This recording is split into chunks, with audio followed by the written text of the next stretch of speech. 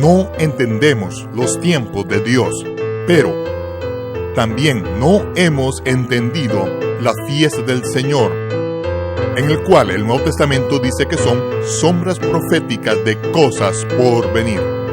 Las profecías en las fiestas del Señor, presentado por Michael Root. Shalom, ese es Michael Root en los jardines arqueológicos del Ofel en Jerusalén. Durante muchos años he subido a Jerusalén para las fiestas de Dios durante la primavera y el otoño. Siempre hay emoción en el aire conforme la gente de alrededor del mundo suben a Jerusalén con una expectativa espiritual. He sido recompensado con aventuras de aprendizaje que llenan cada vez.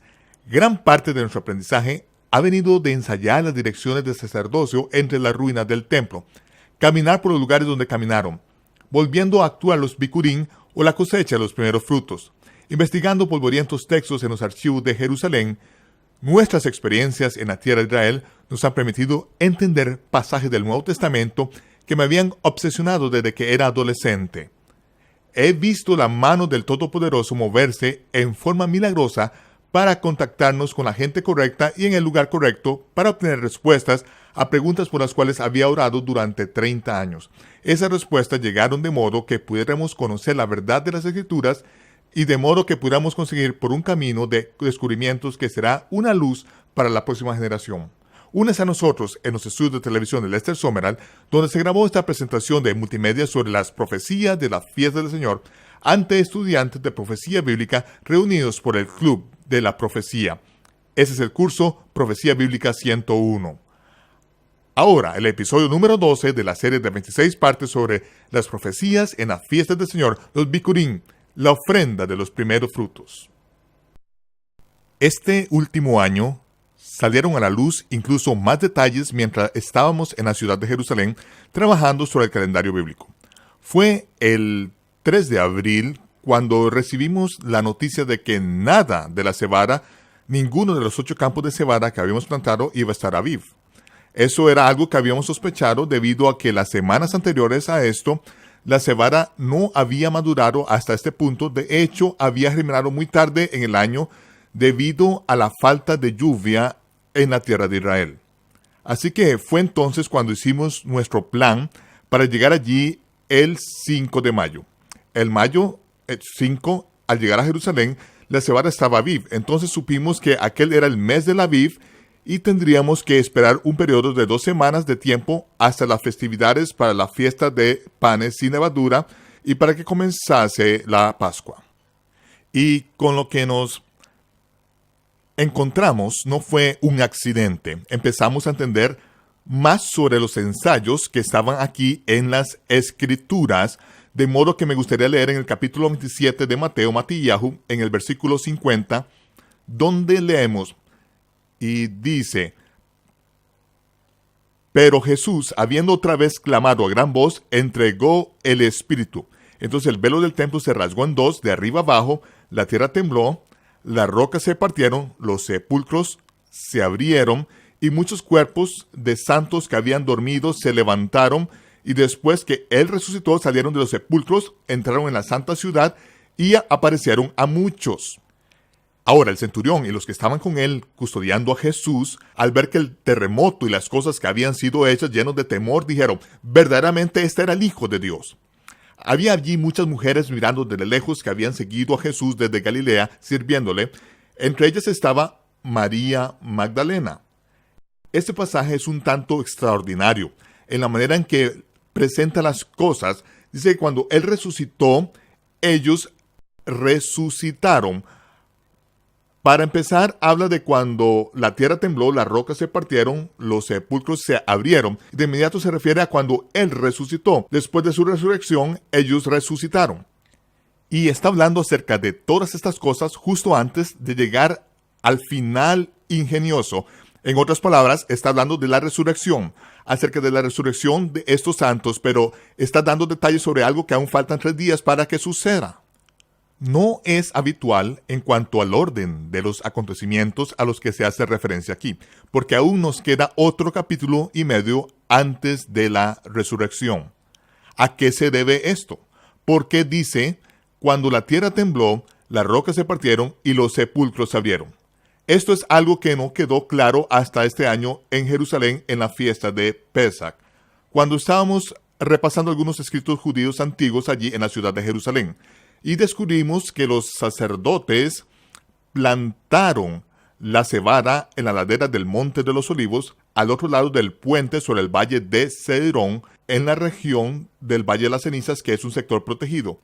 Ahora, según Miro Cohen, un sacerdote de Israel, y el único pastor judío que queda ahora en Tecoa, los sacerdotes acostumbraban a plantar siempre la cebada en la ladera del Monte de los Olivos en el primer día de la octava luna.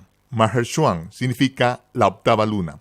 Ahí es donde los sacerdotes plantaban la cebada, porque justo al otro lado del monte del templo podían cruzar e inspeccionar la cebada a fin de terminar el mes del Aviv.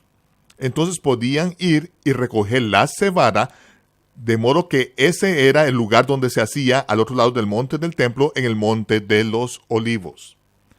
Ahora, los escritos continúan diciéndonos de qué modo hacían los sacerdotes el sacrificio del cordero de Pascua. Cuando se había sacrificado el último cordero de Pascua y el sumo sacerdote gritaba, consumado es, todos los corderos de Pascua los llevaban desde el monte del templo a los hogares particulares y los metían en los hornos antes de la puesta del sol. En aquel entonces se reunía un grupo de sacerdotes y cruzaban el puente sobre el valle de Cedrón al lado del monte de los Olivos, donde habían plantado la cebada 6 meses antes. Acostumbraban en aquella época a colocar una cuerda alrededor de 10 homer de cebada, poniendo a un lado los tallos sin cortar, y en ese momento los marcaban. Después del consumado es, los sacerdotes iban a marcar la cebada que habría de ser cosechada 3 días después, en el momento de los Bikurim. En el año de la crucifixión de Yahshua, la cosecha de la cebada habría de realizarse exactamente 3 días y 3 noches después. Pero cada año, el 14, justo antes de ponerse el sol, iban y marcaban la cebada, y luego al final del sábado semanal, justo al ponerse el sol, los sacerdotes cruzaban el puente del Valle de Cedrón, invitando a la gente que fuesen a este acto, pues se hacía públicamente. Así que al ponerse el sol, el sacerdote cruzaba el puente del Valle de Cedrón y se dirigía a ese campo de cebada donde tenían 10 homer de gavillas sin cortar. 10 homer de cebada de los primeros frutos que ya estaban marcados, ya había oscurecido, y el que ya los hubiesen marcado tenía sentido. En la compañía de todos los que observaban, uno de los sacerdotes acostumbraba a preguntar, ¿se ha puesto ya el sol? Y el resto de los sacerdotes contestaba, Kem, sí, ya se ha puesto. Entonces él decía, ¿cosecharía la cebada? Sí, cosecharemos la cebada, le contestaba. ¿Con esta hoz? Sí, con esta hoz, levantando la hoz en el aire. ¿Y la meterías en la cesta? Sí, en esta cesta. Y entonces recogían aquellos 10 homer públicamente delante de toda aquella gente. Era una demostración pública de la cosecha de los primeros frutos, que a continuación metían en cestas y se llevaban de modo que las podían procesar durante la noche. Los hacían en forma de pasteles o panes, que era la ofrenda apropiada para los bikurim o los primeros frutos. Pero esa ofrenda de los primeros frutos no se ofrecía en el templo hasta la mañana siguiente.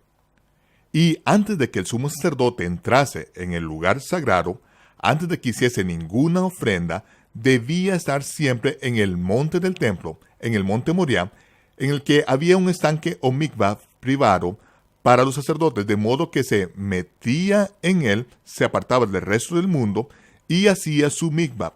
Permanecía en el monte Moriah, en el monte del templo, durante los 3 días anteriores a los bikurim o a la ofrenda de los primeros frutos. De modo que hemos visto el cumplimiento de lo que había quedado constancia aquí en las Escrituras. Pero no nos habíamos dado cuenta de que esto era un ensayo hasta este año mismo. Porque dice que cuando entregó el Espíritu, la tierra tembló y las piedras se partieron y se abrieron los sepulcros.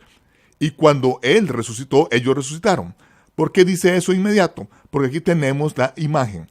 Cuando la tierra tembló y se partieron las rocas y se abrieron los sepulcros, Estas tumbas, estos primeros frutos, estaban marcados.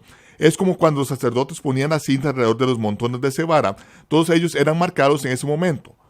Pero no resucitaron hasta el día de los primeros frutos, cuando el sacerdote iba allí y cortaba la cebada en público. Por eso dice que cuando él resucitó, ellos resucitaron y se le aparecieron a muchos en las calles de Jerusalén. Aquella cosecha de los primeros frutos fue pública y fue presenciada por el resto del pueblo en el mismo momento. Y a la mañana siguiente, cuando aún estaba oscuro, Miriam fue al sepulcro y el Mesías le dijo: no me toques. Todavía no he ascendido a mi Padre en los cielos. Él había estado en el corazón de la tierra. ¿Y dónde está el corazón de la tierra? En ese sarcófago de piedra, en esa tumba que está justo a la ladera del monte de Moriah, cerca del pico más alto del monte Moriah. De modo que él se encontró aislado, apartado durante 3 días y 3 noches, sin que nadie del exterior le tocase. Ahora se dispone a ofrecer la cosecha de los primeros frutos, para lo cual ascendió ante el trono del Padre, ofreciéndolos como la cosecha de los primeros frutos, y los dejó tras de sí. Eran los santos de los primeros frutos. Y esa es la imagen. Recuerde usted que en 1 Corintios capítulo 15 dice: todos resucitarán a su propio orden. Dice, el Mesías, las primicias, después de aquellos que pertenecen al Mesías, a su venida, y luego será el fin, cuando haya suprimido todo el dominio, toda autoridad y todo poder, y habrá destruido el postrer enemigo, que es la muerte. Esta es la resurrección final, que veremos cuando examinemos la fiesta solemne del Señor y veamos su aplicación allí. Pero como ven, cada una de estas fiestas en la primavera, el Mesías las ha cumplido hasta el día, la hora y en el momento exacto, en cada detalle, conforme a lo que se había ensayado. Ahora, lo que ha transcurrido este último año es que estuvimos en Tecoa para presenciar el momento en que por primera vez se ve una franja de la luna nueva para marcar el mes de Aviv, el comienzo del Día del Señor. Nos habían informado equivocadamente que nuestro buen amigo Joshua Cohen se había marchado del país. Joshua es un Cohenim, un sacerdote de Israel y un creyente en el Mesías.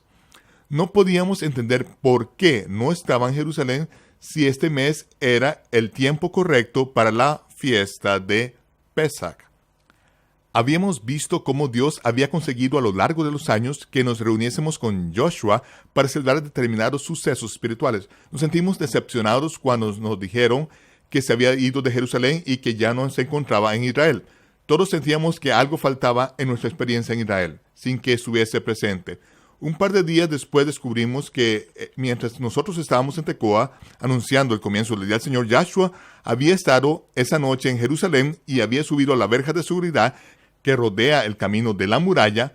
Había subido por el camino de la muralla de la ciudad de Jerusalén esa noche y había tocado el shofar. En ese momento ni siquiera sabía que era el primero de Aviv.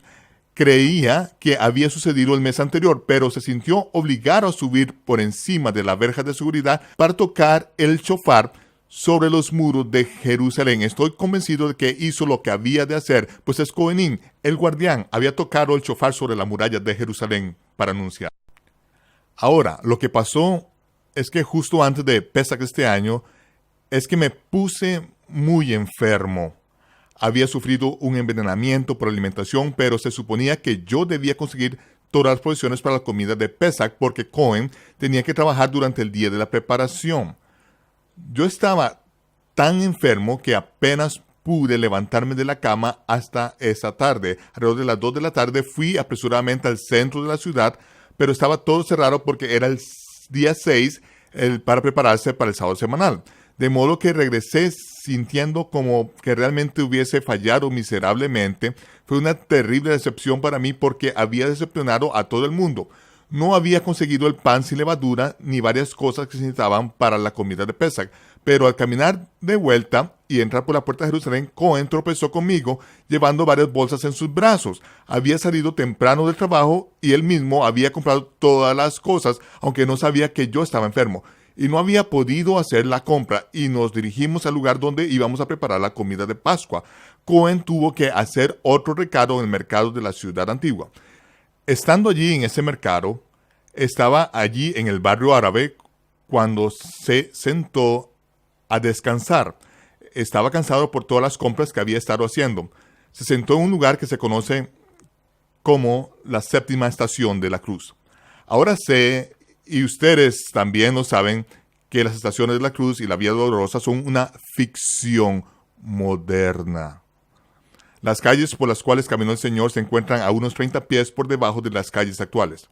Pero en este lugar donde hay un banco de piedra en el que Cohen se detuvo a descansar, según la tradición es el lugar en el Señor cayó bajo el peso de la cruz. Mientras Cohen estaba allí sentado descansando, vinieron niños por la calle trayendo con ellos a un cordero macho de 1 año para llevarlo al mercado a que lo matasen. Pero al tirar del cordero se resistió porque no quería ir. Cuando están justo delante de Cohen, las patas del cordero se comban y cae al suelo. Y los niños intentan levantarlo, pero no consiguen que el cordero se ponga en pie.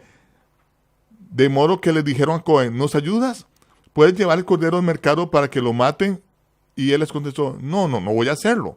Nos estamos preparando para la Pesach. Pero mientras estaba sentado pensó, no, esta experiencia es para mí. Se supone que debo hacer esto. Cohen se acercó, agarró por debajo del cordero y lo cogió en sus brazos, y tan pronto lo cogió en sus brazos, el cordero apoyó su cabeza sobre el pecho de Cohen y lo llevó al matadero. Cohen regresó del mercado y entró en la cocina donde yo estaba preparando el haroshet y algunas otras cosas para Pesach. Al entrar por la puerta, el aroma invadió el cuarto. Entonces me explicó lo que había pasado con el cordero. Cuando me contó el incidente, le dije, esta es la hora misma en que los corderos de Pascua los llevaban al monte del templo para el sacrificio. Ese es el día 14, es el día de la preparación. Justo cuando él estaba llevando el cordero al matadero, era el momento en que los corderos de Pascua estaban siendo sacrificados en lo alto del monte del templo hace justo 2000 años atrás. Entonces Joshua se fue para ducharse y cuando regresó tenía una paloma blanca en una jaula. El niño del vecino, cuyo apellido era Menorá, la luz, el candelero de 7 brazos, acababa de coger esta paloma blanca que era perfecta en las calles de Jerusalén. Había estado paseando llevando la mano una flecha no afilada. Esta perfecta paloma blanca estaba ocupada comiendo semillas en la calle, de modo que el niño la agarró metiendo la flecha en sus alas. Decidimos comprar la paloma por el precio de la redención. El precio de la libertad son 50 shekels. A pesar de que el niño quería 40 shekels, le dimos 50 shekels por ella. A la paloma le pusimos por nombre Elías y esa noche pasó Pesach con nosotros. Entonces, justo cuando se supone que Elías debe llegar, a la medianoche descendimos por la muralla del oeste para poner en libertad a la paloma, pero la paloma no volaba. Bajo la luna llena de Pesach, se fue de nuestras manos, descendió y se encaramó en una de las mesas del rollo de la Torá, pasando toda la noche delante de la muralla. También llevamos con nosotros la copa de Elías a la muralla, puesto que Elías no se presentó en el apartamento, pensamos de descender a la muralla, y como es natural, esos son ensayos divertidos, porque no estamos realmente esperando que aparezca Elías, debido a que eso es algo que aún pertenece a un tiempo futuro, un futuro cercano. Espero con todo y con eso a un tiempo en el futuro, al examinar las fiestas solemnes del Señor, veremos de que la manera en que encajan todas estas cosas. De modo que hay cosas que suceden en la tierra de Jerusalén, como dice el Malach, el ángel va delante de nosotros a preparar el camino para la fiesta. Yo encuentro que esta es una realidad cada año cuando voy a la fiesta en otoño, a la fiesta de Sukkot y a la fiesta de la primavera, a regresar para la fiesta de Pesach. Vemos que todos los años se producen sucesos milagrosos que nos ayudan, dándonos más enseñanzas. Al estudiar la fiesta del otoño, veremos algunos de los sucesos que tuvieron lugar durante nuestro tiempo con los samaritanos, durante la fiesta de los tabernáculos que, de nuevo, nos permitieron entender más sobre las escrituras del Nuevo Testamento y la arqueología viva que es parte de nuestras vidas hoy en la tierra de Israel. Y es durante la primavera, en la fiesta de Pesach, que el Cordero de Pascua es sacrificado en ese sábado semanal. Y como hemos mencionado, la ofrenda de los primeros frutos sucederá al final del sábado semanal. Así que cuando se puso el sol esa tarde, Cohen y yo cogimos una cesta y una hoz y dejamos atrás la ciudad de Jerusalén, pasando por la puerta del norte. Íbamos a pasar por el Monte de los Olivos, pero como es natural, actualmente no hay un puente sobre el valle, así que cogimos un taxi. Al salir por la puerta le pedí a un taxista árabe que nos llevase sobre el Monte de los Olivos. Y dijo que lo haría por 20 checos. Nos discutí con él y nos metimos en el auto. Y él apenas si hablaba un poquito de inglés. Al bajar por la calle hay un cruce en la carretera. La mayoría de las personas que van al Monte de los Olivos acostumbran a ir por la derecha, pero yo sabía que teníamos que ir por la izquierda.